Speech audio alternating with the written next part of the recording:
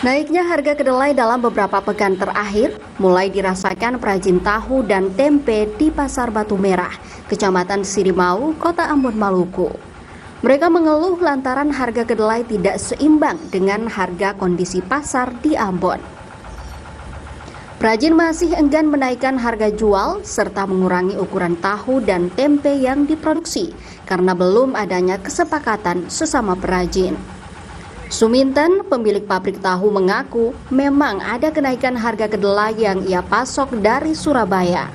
Jika biasanya 1 kilogram dibeli dengan harga Rp13.000, kini naik menjadi Rp15.000 per kilogram. Kalau masalah ukuran dari kecil masih tetap, no? Kalau harga naik ya belum, masih sama.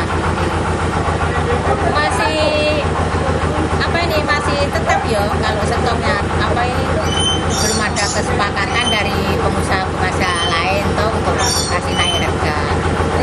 Jadi kalau nanti ya biar sudah ada kesepakatan kasih naik harga, di sini kasih naik, yang lainnya masih tetap gitu. Kan enggak sama. Hingga saat ini, sejumlah perajin di Desa Batu Merah masih menjual tahu dengan harga Rp1.500 per potong, sementara tempe dijual Rp5.000 per buah.